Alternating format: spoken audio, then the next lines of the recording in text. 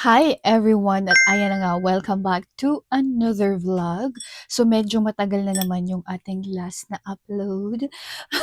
But anyways, ayun na nga, kakauwi ko lang today and maulan na naman. Ano ba yan? Ito yung ayaw ko pag spring. But anyways, kakauwi ko nga lang and then magla-lunch na tayo. Super, super, super late lunch na naman kasi 3:00 na. At ayan na nga, magra-ramen tayo today. Yan yung ating lunch na super unhealthy at magi-guilty na naman ako pagkatapos kong kumain. Pero anyways, okay lang yan kasi ngayon lang naman. Gula-gulanit yung aking itsura kasi galing ako ng gym tapos galing ako dun sa aerial class ko. But ayun na nga, naisipan ko na mag-vlog today para meron tayong entry kasi ang tagal na nung last na video na naman natin, parang mga 2 weeks ago pa ata. But habang kumakain ako, mag-usap tayo kasi medyo matagal na yung last na parang sit-down vlog na ginawa ko. So, ayun ang ating vlog for today. But, pag-usapan natin yung mga bagay-bagay na nami-miss ko sa Pilipinas. Kasi ewan ko ba, lately parang naiisip ko yung Pilipinas or parang nami-miss ko yung Pilipinas.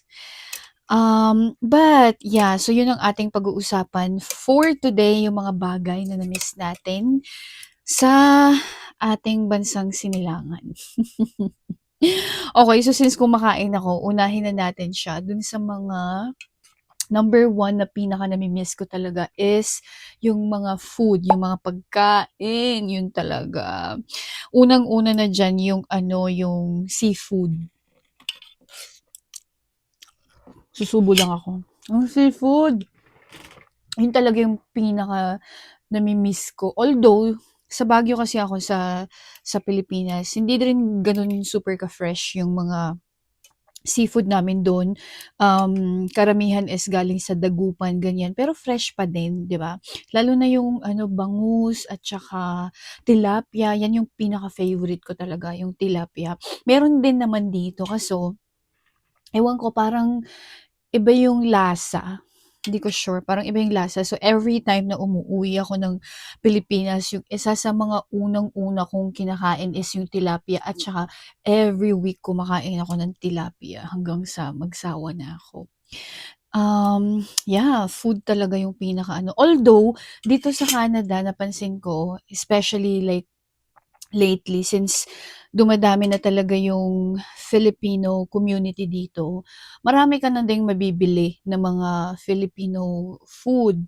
Kung hindi mo man siya sa store mabibili, marami na sa mga Facebook groups yung mga nagbebenta ng mga viral na pagkain sa Pilipinas. Like kahapon kumain kami ng empanada, yung Ilocos empanada.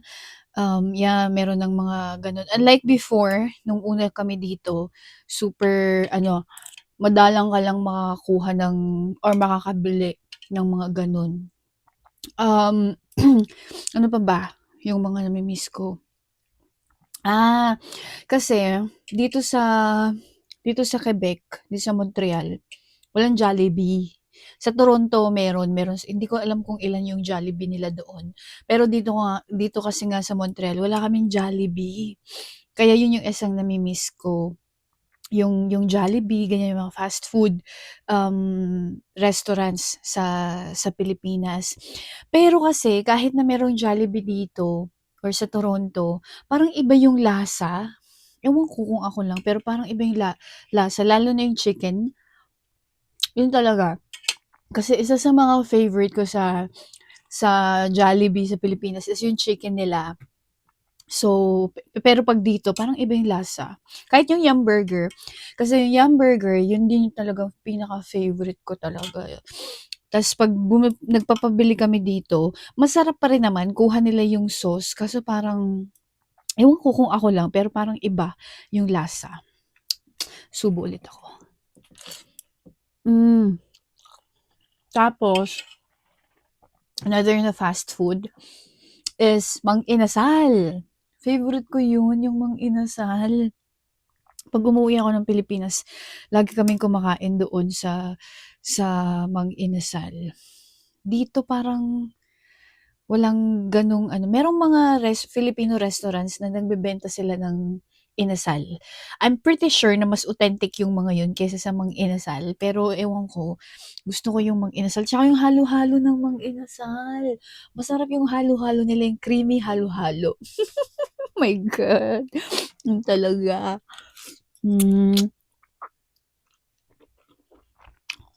Ano pa ba? Yung mga namimiss ko.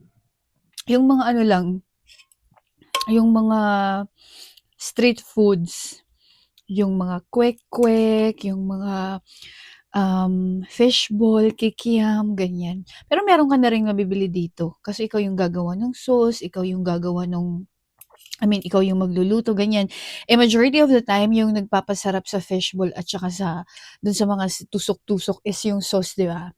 Ewan ko. So, yun siguro yung missing pag ikaw yung magluluto mismo. Unless magaling kang gumawa nung sauce. Kasi dito, pag bibili ka, meron na silang sauce. Kaso parang hindi ako nasasarapan dun sa mga sauce nila. Basta yun. Yung mga food talaga, pagkain talaga yung pinaka nami-miss ko sa Pilipinas. And mga chichirya, mga ganan. Okay, so anyways, number 2 na nami-miss ko is yung mga celebrations, Pasko, ganyan, New Year, birthday, ganyan. Ewan ko, parang iba yung vibe sa Pilipinas, lalo na yung Pasko, 'di ba? Kasi dito sa Canada, syempre winter, pag Pasko, so masyadong restricted lang, like sa loob ka lang talaga magse-celebrate, ganyan. Sa amin sa Baguio, nasanay na kami na 'pag Christmas o kaya New Year laging may bonfire.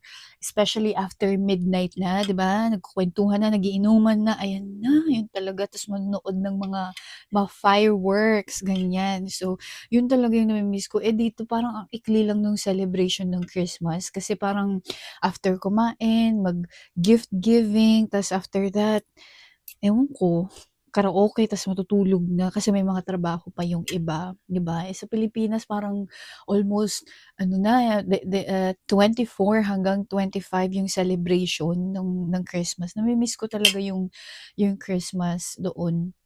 Although nagpasko ako, I think 3 years ago doon, and super, super na-enjoy ko talaga kahit yung New Year, kasi doon lang ulit ako nakapanood ng fireworks. Do'n talaga nag-enjoy talaga ako do'n sa sa fireworks talaga. 'Di ba laging nagva-viral 'yan 'pag ano, 'pag every year. Hmm, Tapos siguro yung vibe lang nga dun sa mga celebration na yun lang siguro yung nakaka-miss kasi at least nandun yung mga extended family mo, ganyan. Dito konti lang yung mga makakapunta, puro friends, ganyan. Kung merong relatives na nandito, parang kayo-kayo lang, right? Unlike dun sa Pilipinas, parang mga kapitbahay mo, invited sila, mga gano'n, nakaka-miss yun. Dito kasi parang hindi magkakakilala yung mga magkapitbahay o kaya naman kahit may mga, marami kang friends, yung iba busy sa trabaho o kaya conflict sa schedule ng trabaho, alam mo yun, iba yung vibe, yun ba? Kahit na ano, so yun siya. Lalo na siguro 'pag ano ba 'yan, nabubulunan na ako.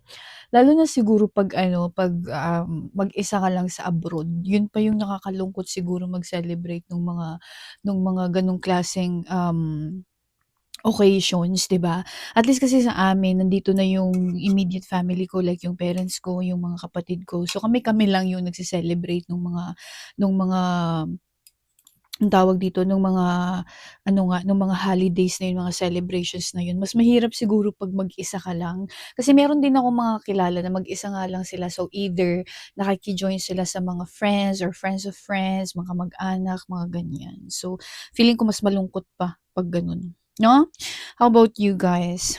Kahit alam mo yun, yung kahit na simple lang yung handa dun sa mga occasion na yun, masaya pa din, 'di ba? Ewan ko, iba yung saya talaga dun sa sa Pilipinas.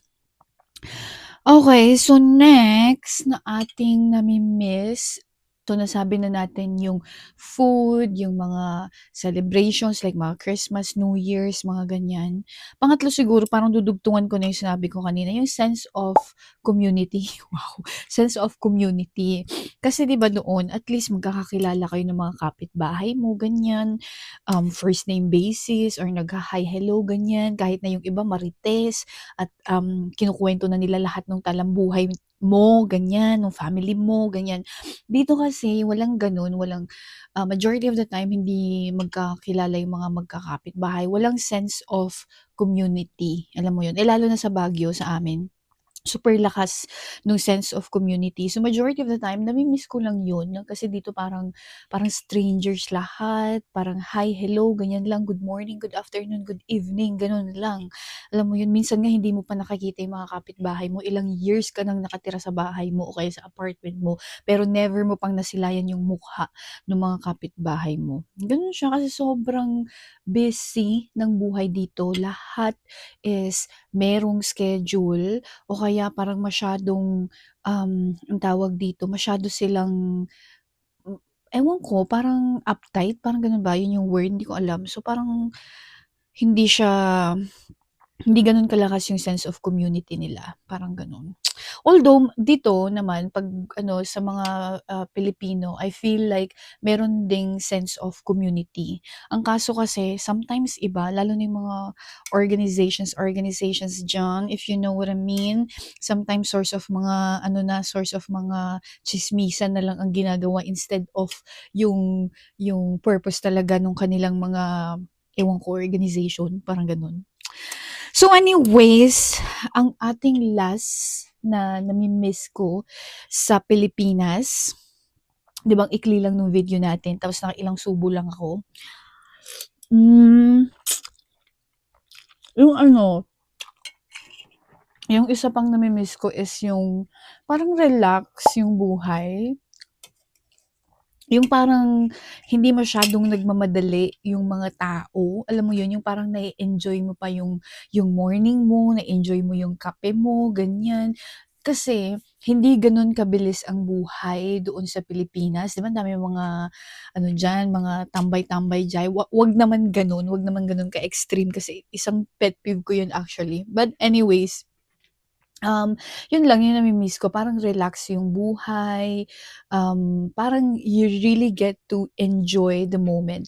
Whereas dito kasi sa Canada, dito at least sa Montreal and sa lagay na 'to dito sa Montreal hindi gano'n kabilis yung pacing na ng buhay dito versus say sa Toronto, sa Vancouver or other bigger cities like sa New York, ganyan, sa London, mga ganyan talagang super super bilis ng buhay, alam mo yun, na halos wala ka ng time magpahinga, parang gano'n. Eh, sa Pilipinas kasi parang yun nga, you get to enjoy yung moment. Hindi ko ba alam kung bakit gano'n, slower pace yung living doon. Before hindi ko yun na-appreciate at saka hindi ko siya napapansin.